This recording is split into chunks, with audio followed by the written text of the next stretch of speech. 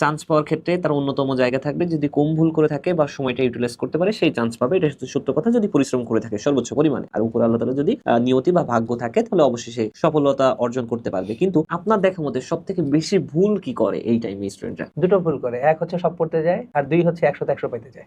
দারুণ কথা একটা বলছে ভাই, যে আসলেই সত্য কথা যে স্টুডেন্টরা সব পড়তে যায় আর তার আসলেই 100-তে 100 পেতে চায়। এইখান থেকে উত্তরণের উপায়টা কি? এখান থেকে উত্তরণের উপায় হচ্ছে বেশি বেশি পরীক্ষা দেওয়া, আর পরীক্ষার সময় এই প্র্যাকটিসটা করা যে আমি যা পারি না তা নিয়ে চিন্তাও করা যাবে না। আচ্ছা। অ্যাডমিশন টেস্টের প্রথম যে জিনিসটা মাথায় রাখতে হবে, অ্যাডমিশন টেস্টে প্রথম যে কনস্ট্রেইন্ট বা লিমিটেশনসটা কি, সময়। আমি যদি বলি যে একটা ভর্তি পরীক্ষায় বাচ্চারা যারা পরীক্ষা দিতে বসে মোটামুটি সবাই কম বেশি পারে, কিন্তু ডিফারেন্সটা কোথায় সেট হয়, কে কত কম সময় পারে। এখন যে সময় নষ্ট করে ফেলবে, যে একটা ম্যাথ হয়তো বা তার ওই দিন করা উচিত না, কিন্তু সে অ্যাটেম্প নিল না, মনে হয় পারবো, এই যে মনে হয় পারবো তো অ্যাডমিশনে গেলেই সমস্যা। আমি পারি আনসার করব, পারি না ওটা স্কিপ করে চলে যাব। এবং যখন আমি একটা প্রশ্ন নিয়ে চিন্তা করব তখন অন্য কোনো প্রশ্ন নিয়ে চিন্তা করা যাবে না। কথার কথা আমার কোথাও একটা কোশ্চেন ভুল হয়ে গেছে, ভুল হওয়ার পরে আমি ধরতে পারলাম যে ভুল হয়ে গেছে, ওকে ড্রপ, এটা নিয়ে চিন্তাই করা যাবে না। পরের কোশ্চেন করার সময় যদি চিন্তা করি আল্লাহ আগেরটা ভুল করে ফেলছি, তাহলে আমার মেন্টাল প্রেশারটা বাড়ে। সুতরাং মানে একেবারে সহজ সরল জিনিসপত্র হচ্ছে যে অ্যাডমিশন টেস্টে যখন কেউ বসবে তার টার্গেট হচ্ছে ওই স্বল্প সময়ে